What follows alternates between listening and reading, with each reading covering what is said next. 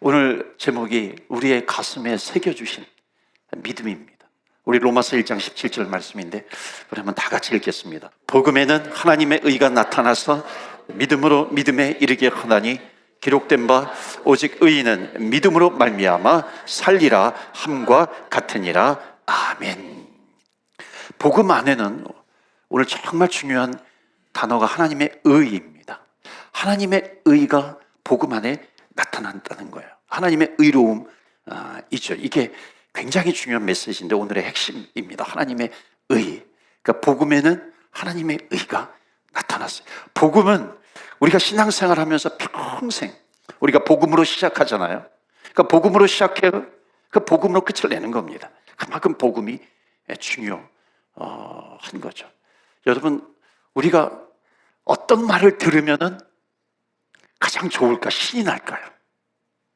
여러분, 한두 살 먹은 아이, 어린아이, 베이비, 그 다음에 10살, 20살, 또 10살 어린이가 들을 때 가장 기분 좋은 말은 뭘까?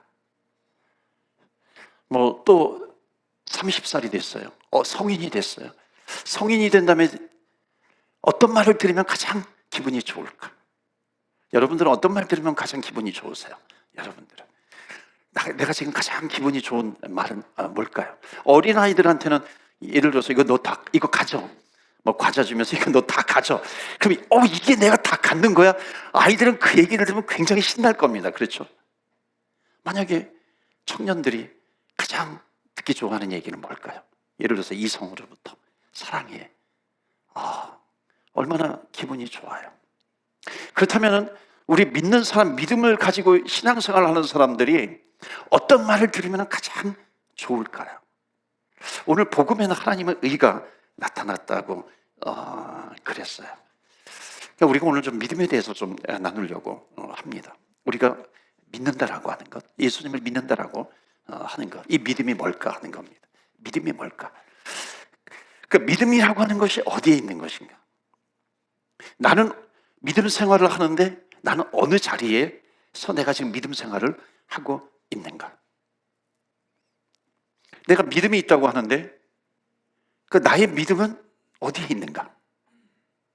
내 믿음이 주머니 안에 있어가지고 주머니 안에 내 믿음을 이렇게 꺼내는 것인가? 만약에 내가 믿음이 잘못되어 있다면 혹시 내가 믿음이 잠자고 있는 것은 아닌가? 여러분, 만약에 내 믿음이 잠자고 있어요, 그러면 어떻게 해야 됩니까? 그래서 깨워야 되겠죠. 내 믿음이 뭔가 잘못되어 있어요? 그럼 어떻게 합니까? 그 잘못된 믿음을 고쳐나가야 하는 거죠. 만약에 내 믿음이 잘못되어 있어요, 잘못되어 있는 것을 가지고서 계속 가지고 가면은 어떻게 되겠습니까? 안 되죠. 나이는 들어요. 점점 연륜은 있어요. 그런데 잘못된 믿음이 있으면 계속해서 그걸로 keep going 해 나가면 이게 엉뚱한 믿음을 가지게 되잖아요. 이런 질문을 한번 드릴 수 있어요. 여러분, 키가 185가 되는 사람이 있는데 이 아이가 어렸을 때는 자기가 이제 침대에서 자는데 그때는 어리니까 침대 길이가 예를 들어서 한 170이에요. 그럼 170이면 내가 어렸을 때는 키가 150이야.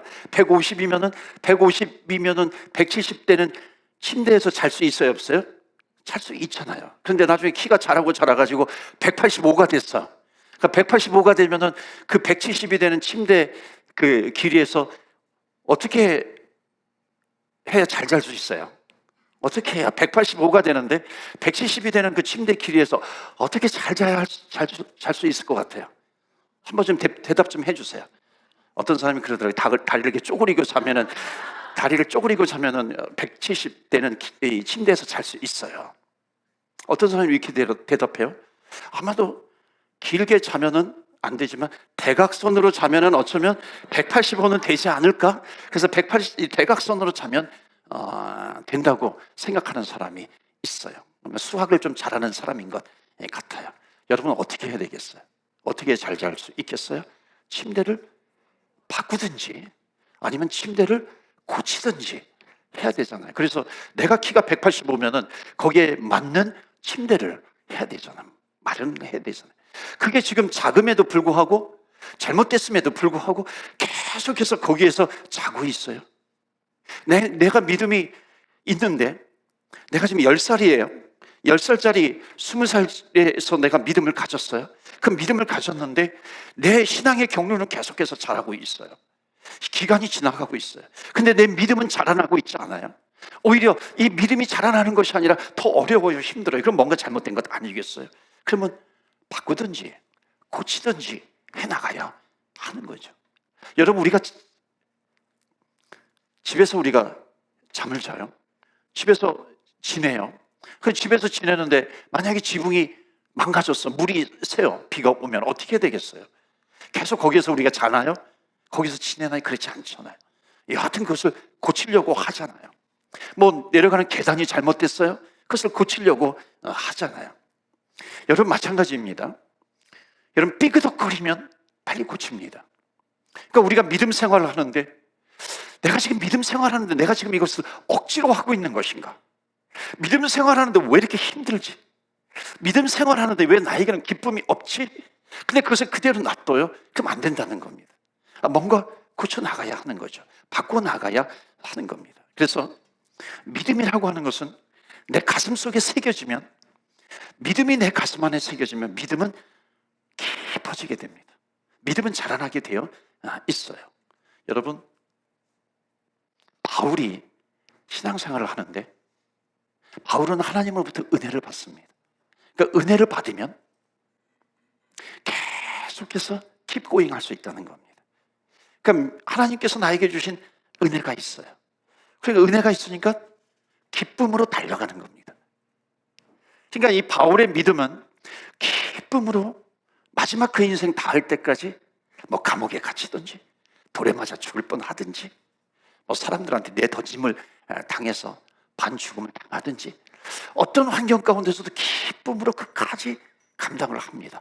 끝까지 기쁨으로 감당할 수 있는 그 이유가 과연 무엇인가? 그것은 뭐냐면 바울에게 다가온 은혜라고 하는 겁니다. 은혜. 그러니까 바울에게는 은혜가 있었어요. 그러니까 은혜가 있으니까 계속해서 신앙생활을 하는 겁니다. 그러니까 평생 은혜가 지속이 되는 거죠. 은혜가 깨달아지면 내가 억지로 신앙생활을 하는 것이 아니라 기쁨으로 달려가는 인생으로 바뀌게 됩니다.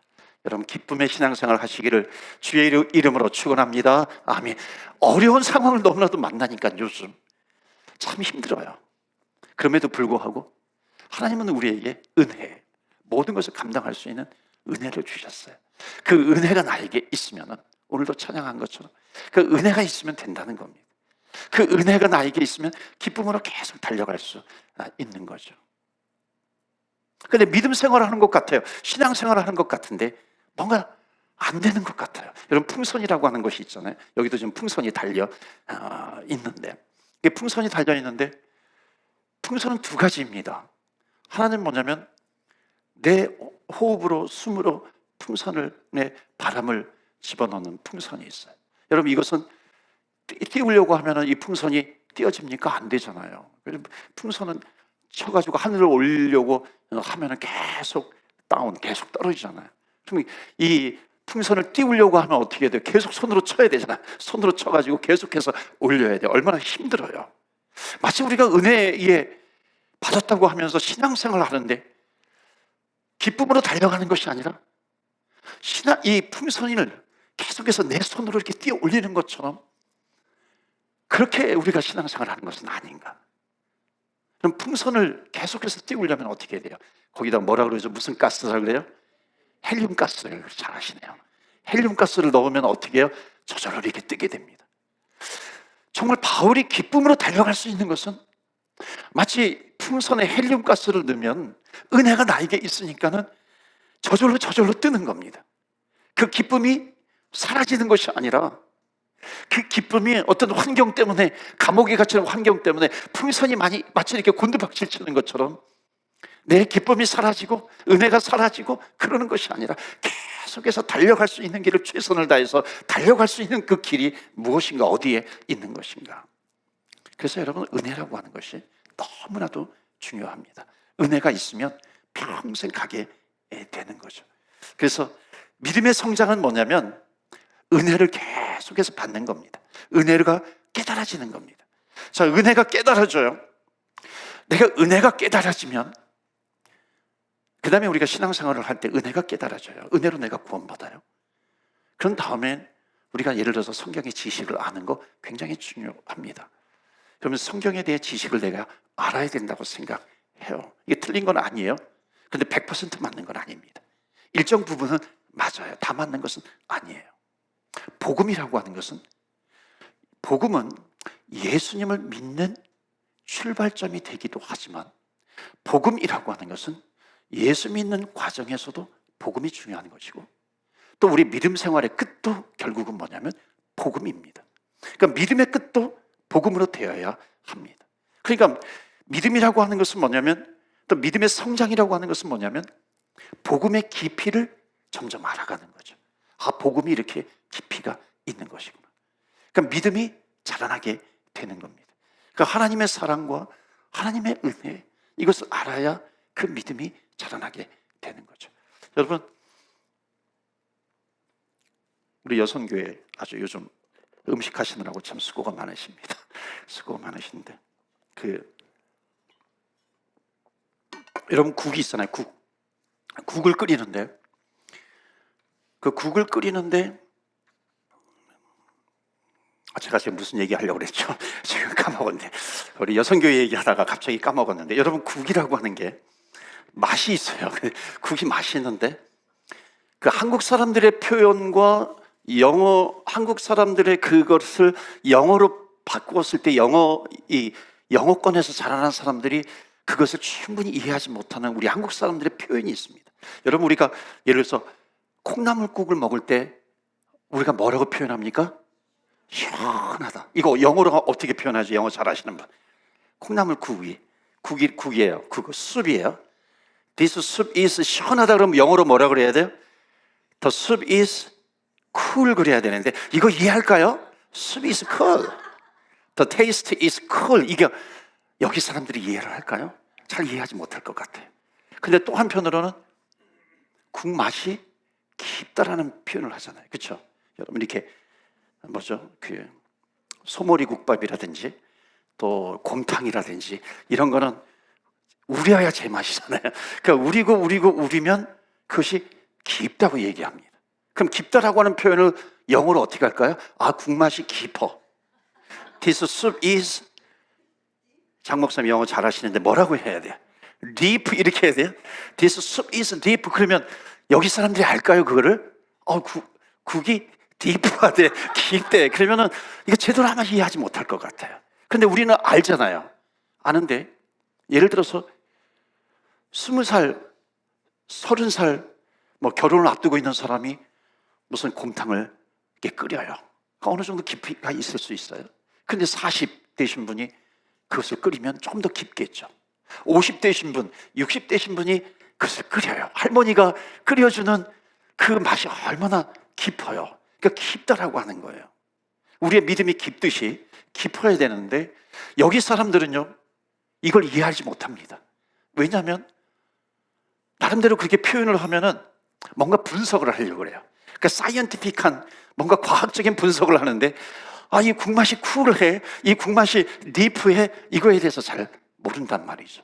그런데 우리 한국 사람들은 그렇게 표현을 할 때 그것을 분석하는 것이 아니라 그것을 느끼는 거죠. 아, 국맛이 깊어, 쿨, 시원해, 이것을 느끼는 겁니다. 그러니까 완전히 차원이 다른 거죠. 여러분, 믿음은요, 느껴야 돼요. 믿음은 깊어야 한다는 겁니다. 그러니까 믿음이 성장한다라고 하는 것은 뭐냐면 믿음이 깊어지는 겁니다. 그러니까 믿음이 깊어지는 것은 뭐냐면 이거죠.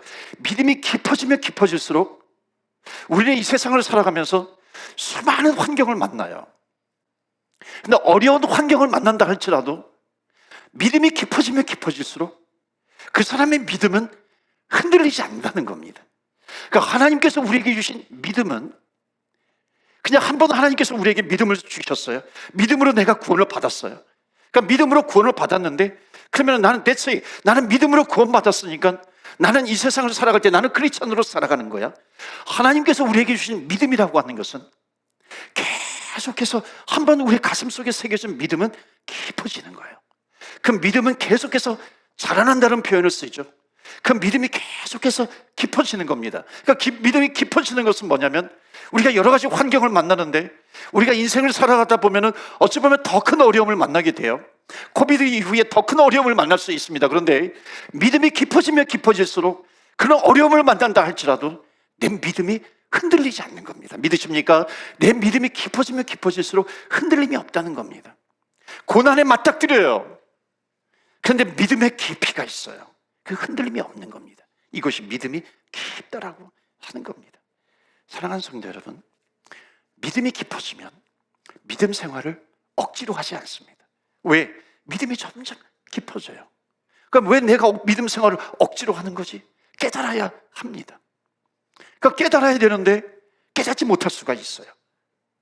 185 되는 아이가, 청년이, 그 사람이 그냥 170 되는 침대에서 계속해서 쪼그리고 누워 자는 거하고 매 한 가지가 될 수 있다는 겁니다. 그래서 복음으로 돌아가야 된다는 겁니다. 복음. 코비드 이후에 계속해서 하나님께서 주시는 마음이 뭐냐면 복음의 퀄리티예요. 복음입니다. 점점 복음의 퀄리티가 떨어지고 있다는 거예요. 복음의 질이 낮아지고 있다는 겁니다. 이거는 너무나도 큰 문제라는 겁니다. 코비드라고 하는 현상, 상황, 이것보다도 더 큰 문제는 뭐냐면 복음이 점점 낮아지고 있는 겁니다. 제대로 된 복음이 무엇인가? 여러분, 복음에 제대로 붙들려 있지 않으면요, 복음으로 돌아간다는 것은 뭐냐면 하나님이 어떤 분이신가라고 하는 것을 깨닫는 겁니다. 하나님이 나에게 은혜를 주셨는데 그 은혜가 깨달아지고 그 은혜가 있으면 우리는 계속해서 신앙생활을 감당할 수 있어요. 기쁘게 할 수 있어요. 자신 있게 할 수 있는 겁니다. 그런데 그 기쁨이 사라진다는 것은 뭐냐면 은혜가 떨어지는 거거든요. 은혜가 떨어지면 자신감이 없어요. 믿음에 대한 자신감이 없는 겁니다. 그러니까 은혜가 있어요. 믿음에 대한 자신감이 나에게 있는 겁니다.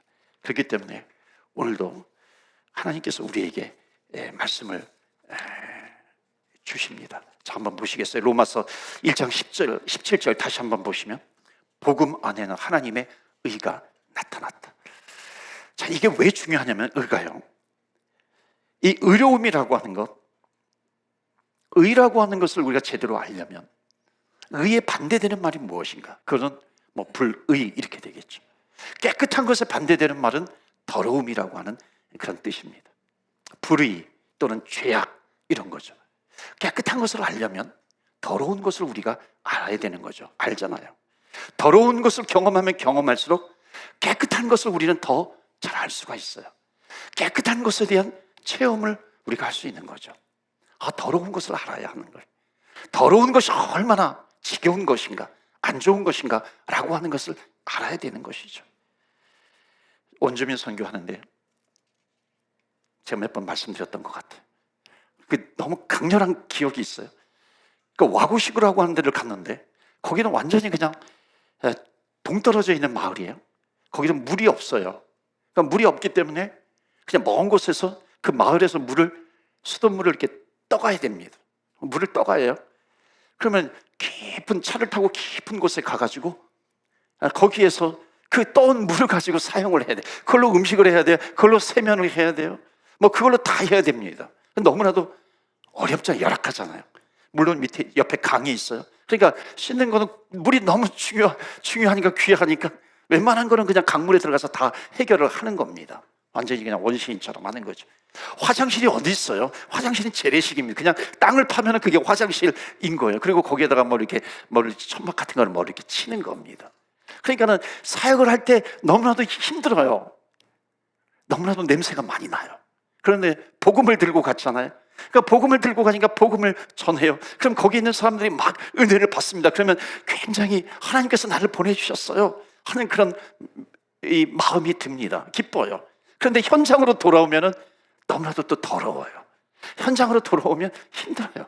그러니까 현장으로 돌아오면 빨리 떠나고 싶은 생각이 있어요. 복음을 가지고 가니까는 막 기뻐요. 그런데 또 현장으로 돌아오면 너무나도 더러운 거예요. 이게 막 이렇게 공존하고 있는 겁니다.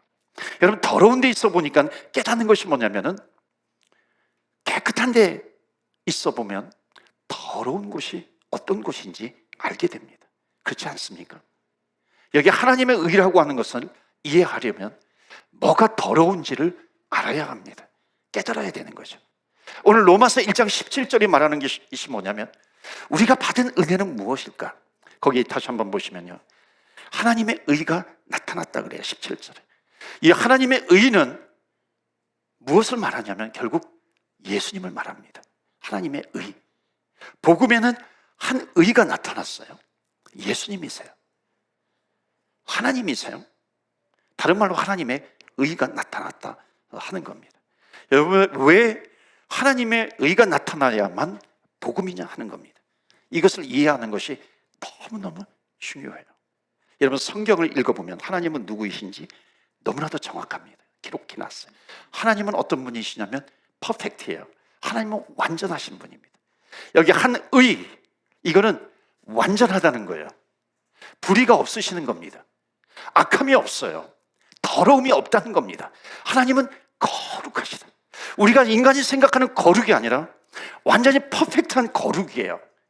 그 하나님의 복음에는 한 의가 나타나게 되었다라고 하는 겁니다. 한 의가 나타났으니까 그 하나님 앞에 서게 되면은 결국 우리가 체험하는 것은 뭐냐면, 하나님, 완전하신 하나님, 거룩하신 하나님, 조금 더 흠이 없으신 하나님 아버지예요.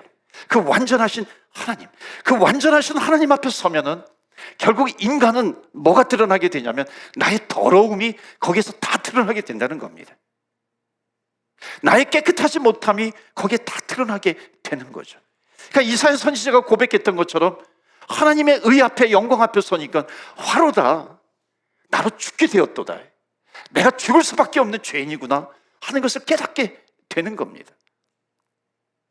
여러분, 내가 주님 앞에 한 의가 나타났을 때, 그 의 앞에 섰을 때 나의 조금이라도 나가 깨끗함을 가지고 하나님 앞에 서게 되면 곧 죽음이라는 겁니다. 깨끗함을 가지고 나 그래도 내가 깨끗함이 있어, 내가 의로움이 있어, 내가 뭔가 잘하는 것이 있어, 여러분, 이것을 가지고 하나님 앞에 서게 되면은 절대로 구원받지 못하고 하나님 나라에 가지 못하는 것이고 하나님 앞에 설 수가 없다라고 하는 겁니다. 하나님 앞에 서는 사람들의 정말 하나님의 의를 깨닫는 사람은 뭐냐면, 정말 하나님, 나로서는 구원받을 만한 것이 아무것도 없습니다. 정말 하나님의 의 앞에 서게 되면은요, 절대로 교만해질 수가 없어요. 왜? 하나님의 의는 완전하신 건데 그 완전한 앞에 내가 서게 돼요. 여러분, 의는, 복음은 이 하나님의 완전하심이 있어요. 그 앞에 우리가 서는 겁니다. 그렇기 때문에 예수님께서 뭐라고 말씀하시냐면, 나의 조그만 깨끗함 가지고 하나님의 의 앞에 서게 되면 너는 결국 죽음이야. 구원받지 못한다는 겁니다. 지옥이라고 하는 거죠. 그래서 예수님께서 하신 말씀이 뭐냐면, 너가 오른 눈으로 너가 죄를 범하면 오른 눈을 뽑아버리고 천국에 가는 것이 너가 그 눈을 가지고 지옥에 가는 것보다 더 낫다 그랬잖아요. 너의 오른팔이 죄를 범하면 너가 온전하게 너가 그 팔을 가지고 지옥에 가는 것보다도 그 팔을 잘라버리고 천국에 가는 것이 훨씬 더 낫다. 여러분, 정말 우리가 버려야 될 것이 뭐냐면 입이에요. 우리의 입술입니다. 너의 그 더러운 입을 가지고 그것을 잘라버리고 천국에 가는 것이 그것을 가지고 지옥에 가는 것보다도 더 낫다 하는 겁니다. 여러분, 이건 뭐냐면 우리의 의로, 내 의로는 절대로 주님 앞에 설 수 없다. 내 의로는 주님 앞에 구원받을 수 없다. 내 오른 눈, 내 팔, 내가 이것이 조금 하나님 앞에 나는 이것을 내세울 수 있어. 하나님 앞에 나는 이것을 내세울 수 있어. 여러분, 이런 믿음을 가지고요, 이런 마음을 가지고는 절대로 복음에는 한 의가 나타났는데 그 하나님의 의 앞에 설 수 없다는 겁니다. 이사야 선지자는 이것을 깨달은 거예요. 정말 하나님 앞에서는 화로다, 내가 망하게 되었도다. 사도 바울도 마찬가지이죠. 정말 온전한 하나님의 의 앞에 선 사람은 누구든지 다 동일하게 이것을 깨닫습니다. 내가 죽을 수밖에 없는 존재입니다. 이게 하나님의 의예요. 하나님 앞에 의 앞에 선 사람의 모습입니다. 하나님의 그 완전한 의, 하나님, 예수님이죠. 어찌 보면 하나님은 내가 조그만 것이라도 가지고서 하나님의 의 앞에 나를 설 수 있어요. 하나님은 그것을 다 깨부시는 겁니다. 예수님은 그것을 다 깨부세요. 그러니까 인간은 한 번쯤은 하나님 앞에 섰을 때 무엇을 체험하게 되냐면 절망이라고 하는 것을 체험하게 됩니다. 절망. 그 절망이 뭔지 아세요? 내 것을 가지고서는, 내 노력을 가지고서는, 내 힘을 가지고서는 절대로 그 하나님의 의, 그 완전하신 하나님의 의, 그 앞에는 내가 설 수 없구나 하는 것을 깨닫게 됩니다. 아무리 세상에 석사요 박사라 할지라도요, 많이 배웠다 할지라도, 탁월하게 많은 지식을 가지고 있어요. 그렇다 할지라도 하나님 앞에, 하나님의 의 앞에 섰을 때는요, 절대로 그것을 가지고 설 수 없다라고 하는 것을 말씀하고 있는 겁니다. 그러니까 하나님은 우리를 절망 속에 빠뜨리는 겁니다. 절망 속에 인도해서, 절망의 반대는 뭐예요? 소망이죠. 절망으로 인도하셔서 결국 하나님께서 우리의 영적인 눈을 뜨게 하시는 것은 뭐냐면 소망이 어디에 있는가? 복음에는 하나님 의가 나타나게 되었다는 것을 말씀하고 있습니다. 이것이 로마서 1장 17절, 너무나도 우리 기독교에서 중요한 자리를 차지하고 있습니다. 이 하나님의 의에 대해서 우리가 모르면 결국은 우리 계속해서 내 오른팔을 가지고 하나님 앞에 자랑할 수 있어요. 내 발을 가지고 하나님 앞에 자랑할 수 있다니까요. 내 눈을 가지고 하나님 앞에 자랑할 수 있어요. 하나님은 뭐라고 말씀하시는 줄 아세요? 그것 가지고는 너는 지옥행이야, 지옥행이야. 하나님은 완전히 우리를 절망의 구덩이로 빠뜨리십니다. 결국 절망 속에 빠진 사람이 화로다 내가 망하게 되었도다. 이 사람은 주님을 만나서 주님 앞에 소망을 두고 살아가는 것입니다. 이것이 바로 복음이에요. 이 몸의 소망 무엇인가 그러자 찬양할 때 이 몸의 소망 무언가? 우리 주 예수 뿐이네. 우리 주 예수 뿐이네. 사랑하는 성도 여러분, 우리의 소망은 주 예수 뿐이에요. 하나님 뿐이십니다. 아무리 세상이 멸망하고 아무리 세상이 엉뚱한 길로 가는 것 같다 할지라도, 아무리 세상이 노아 같은 사람이 한 명밖에 없고 세상은 다 죄로 관영이 되어가지고 망할 것 같은 그런 세상 속에 간다 할지라도, 완전히 우리를 절망 속에 빠뜨린다 할지라도, 우리의 고백은 뭐냐면 믿음은 계속해서 우리 가슴 속에 새겨진 믿음은 깊어지고 깊어져서 하나님 앞에, 하나님의 의 앞에 서서 절대 소망은 하나님이십니다. 예수님이십니다. 고백하면서 나가는 것입니다. 자, 그래서 그 다음에 이제 나오는 것이 뭐냐면 의인은 믿음으로 말미암아 살리라. 의인은 믿음으로 말미암아 살리라가 다 연결이 되는 거죠. 나는 완전히 절망이에요. 그 믿음, 하나님은 완전하신 분이고 내가 하나님 앞에 서게 될 때 나로서는 완전히 절망이에요. 주님 앞에 소망을 둘 수밖에 없고, 그 주님 앞에 그 믿음의 옷을 입고, 그 소망의 옷을 입고 주님 앞에 서는 겁니다. 그래서 18절 보시면은, 그래서 우리가 어떤 상태냐면 하나님의 진노가 불의로 진리를 막는 사람들의 모든 경건하지 않음과 불의에 대하여 하늘로부터 나타났나니. 그러니까 하나님의 진노와 심판이 반드시 나타나는데, 그 하나님이 심판하시는 이유가 뭐냐면 19절에 이는 하나님을 알만한 것이 그들 속에 보임이라.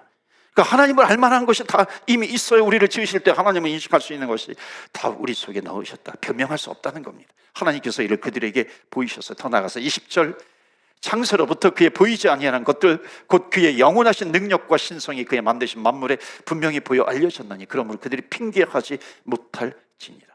그러니까 몰랐다고 전혀 핑계하지 못한다 하는 겁니다. 그럼에도 불구하고 인간은 이 욕심, 죄성 이런 것 때문에 타락해요. 어떻게 타락하냐면 21절입니다. 하나님을 알되 하나님을 영화롭게도 아니하고 감사하지도 아니하고 오히려 그 생각이 허망해져서 미련한 마음이 어두워졌나니. 점점 어두워진다, 점점 어두워진다. 어두워진다라고 하는 것이 뭔지 아세요? 내가 완전히 타락했음에도 불구하고 나한테는 조그만 의가 나에게 있어. 그 나에게 조그만 의를 가지고 하나님 앞에 서게 된다는 겁니다. 그렇게 많은 죄악이 있음에도 불구하고 그 얘기죠.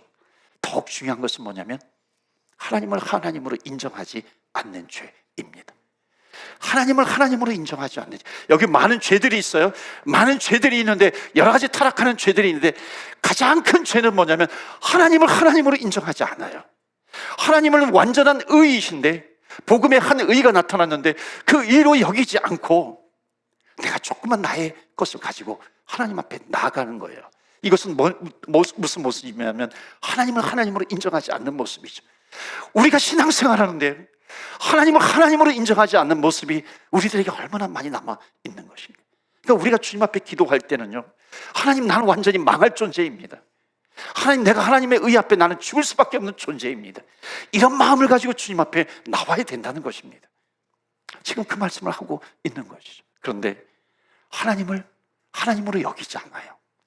아버지를 아버지로 여기지 않아요. 이거 영적인 죄인데, 이 영적인 죄가 가장 크다 하는 것을 말씀하고 있습니다. 22절에 스스로 지어 있다 하나 어리석게 되어, 23절 썩어지지 아니하는 하나님의 영광을 썩어질 사람과 새와 짐승과 기어다니는 동물 모양의 우상으로 바꾸었도다. 썩어지지 않는 하나님의 영광이에요.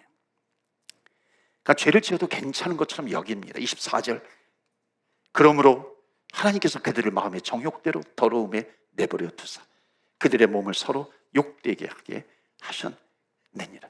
여러분, 내버려 두사, 유기의 심판이죠. 가장 무서운 심판, 유기의 심판입니다. 버려두는 겁니다.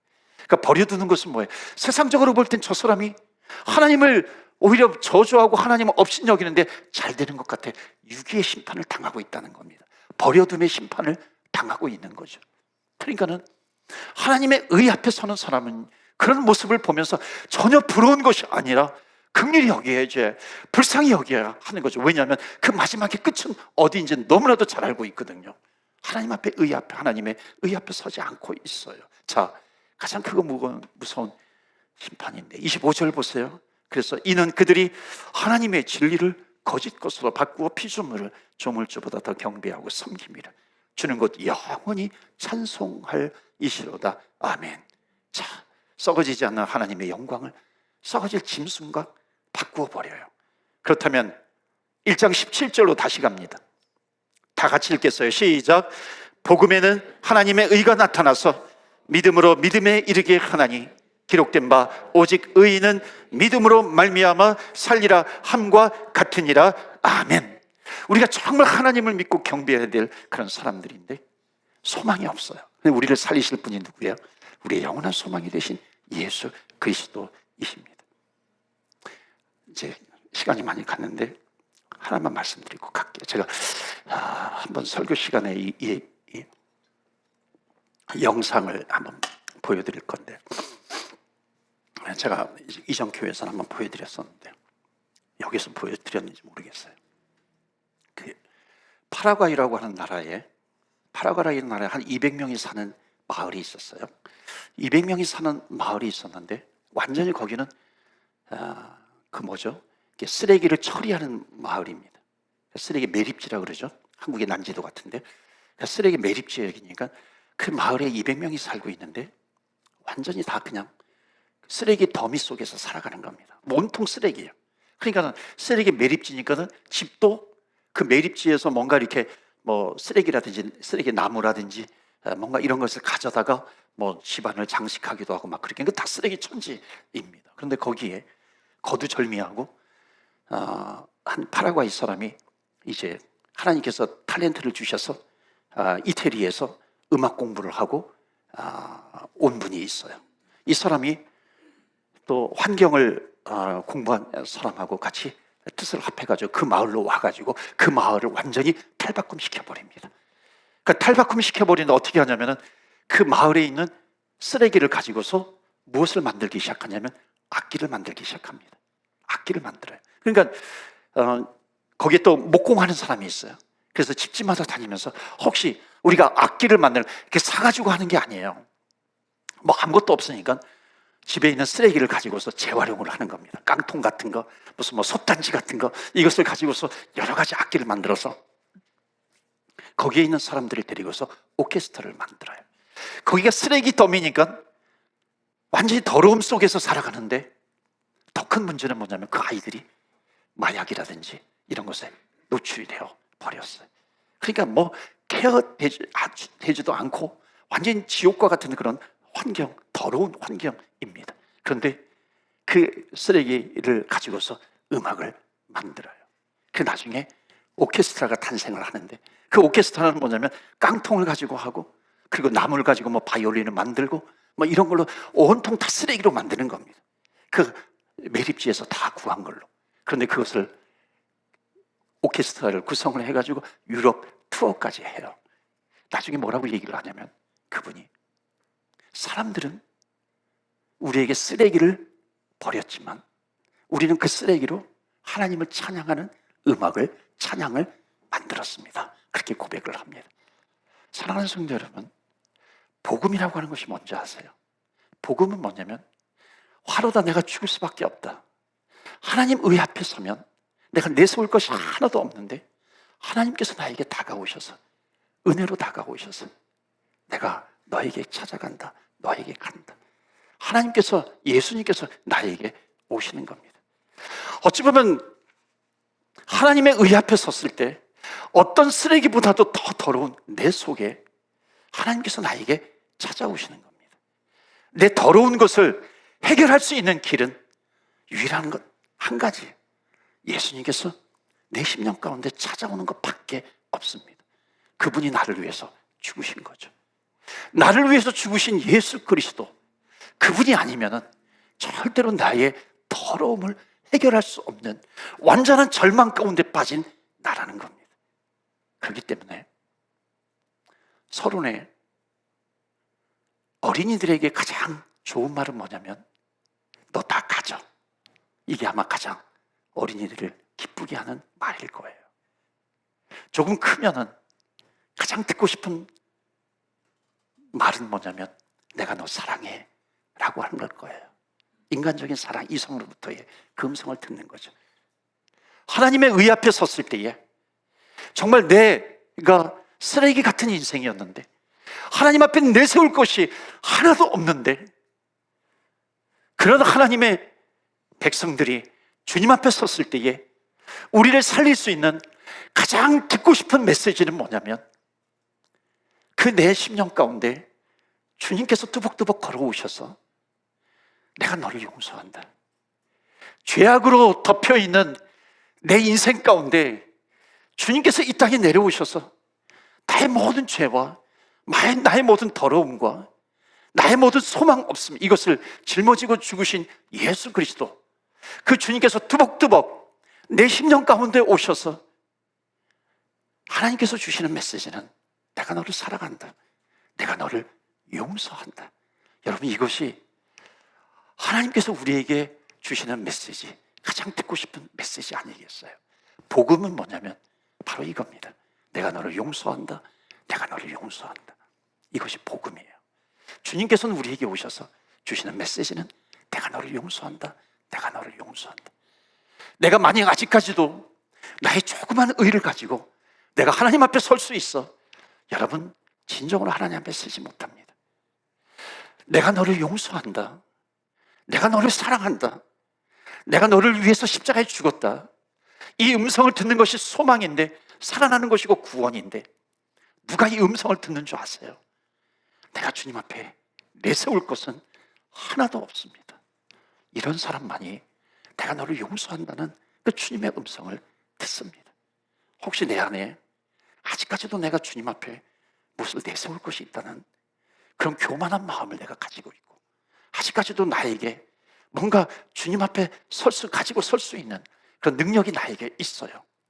그런 분들이 내가 너를 용서한다, 내가 너를 사랑한다, 이 음성을 듣지 못한다는 겁니다. 정말 주님 앞에 우리가 음성을 들을 수 있는 분은 오늘도 주님 앞에 나와서, 하나님 앞에 내가 내세울 수 있는 것은 아무도 없어요. 아무것도 없어요. 나를 긍휼히 여겨주세요. 나를 불쌍히 여겨주세요. 복음에 하나의 한 의가 나타나서 우리에게 오십니다. 내가 너를 용서한다. 그래서 여러분, 은혜는 갚는 게 아니에요. 내가 하나님의 은혜는 갚으려고 아무리 노력을 하고 아무리 발버둥 쳐도요, 온전하게 은혜를 갚지는 못합니다. 그 은혜의 출발은 뭐냐면 우리 인간은 은혜를 기억하는 겁니다. 은혜를 기억하는 거예요. 하나님께서 더러운 내 심령 가운데 오셔서, 죄로 점철되어 있는 내 심령 가운데 오셔서 나를 용서해 주셨습니다. 이것이 하나님의 은혜입니다. 이것을 기억하는 사람, 이것을 기억만 해줘도 하나님은 너무너무 기뻐하십니다. 오늘도 우리가 주님 앞에 기도하기를 원해요. 하나님, 나에게 오셔서 내가 너를 용서한다 말씀해 주셨는데 그 하나님의 은혜를 기억하기를 원합니다. 우리가 먼저 기도할 때는 혹시 내 안에 내가 주님 앞에 이것을 가지고 내가 자랑할 것이 있어요, 다 내려놓고 기도하는 겁니다. 하나님, 정말 주님 앞에 내세울 것이 없습니다. 그런데 주님께서 오셔서 나에게 내가 너를 용서한다 말씀해 주셨어요. 아직까지도 하나님의 용서, 하나님의 은혜, 하나님의 사랑, 그것이 부족하다고 느끼세요? 아니에요. 하나님은 완전한 용서, 완전한 사랑을 우리에게 부어주셨습니다. 그러면 우리는 믿음의 생활은 점점 깊어지는 것은 그 은혜를 기억하면서 하루하루 살아가게 될 때 우리는 그 은혜 때문에 어떤 환경 가운데 있다 할지라도 이 놀라우신 하나님의 은혜요, 이 사랑의 은혜, 이것을 우리는 잊지 않고 기억하고 가슴에 새기면서 살아가게 됩니다. 그런 저와 여러분 다 되시기를 주의 이름으로 축원합니다. 아멘. 먼저 우리의 말씀을 붙들고 기도합니다. 우리가 주님 앞에 섭니다. 하나님의 한 의, 하나님의 의예요. 복음에는 한 의가 나타났다 그랬습니다. 여러분, 그 의 앞에 서는 사람은요, 나의 더러움을 압니다. 내 속에 있는 추함을 알아요. 하나님은 우리의 그 모든 것을 다 아십니다. 그래서 주님께서 우리에게 오신 것은 내가 너를 용서하기 위해서 오셨다. 여러분, 복음은 주님께서 우리에게 다가오시는 겁니다. 걸어 들어오시는 거예요. 우리를 구원해 주셨을 뿐만 아니라 내가 짓는 죄를 다 덮어주십니다. 어찌 보면 예수님은요, 하나님은 우리가 짓는 죄를 덮어주시느라고 너무나도 바쁘세요. 여러분, 하나님은 나를 용서하셨다 그랬어요. 이 한 문장이 복음입니다. 하나님이 나를 용서하셨다. 여러분, 정말 그것이 느껴지지 않습니까? 믿어지지 않습니까? 주님 앞에 기도하세요. 하나님, 정말 은혜로 다가오시는 하나님, 그 완전한 하나님 앞에 서기를 원합니다. 하나님의 그 은혜를 기억하며 살아가기를 원합니다. 여러분, 은혜는 기억하는 거죠. 하나님의 은혜, 내가 너를 용서한다, 내가 너를 구원하였다. 이런 사람이 자연스럽게 보답하면서 살아갑니다.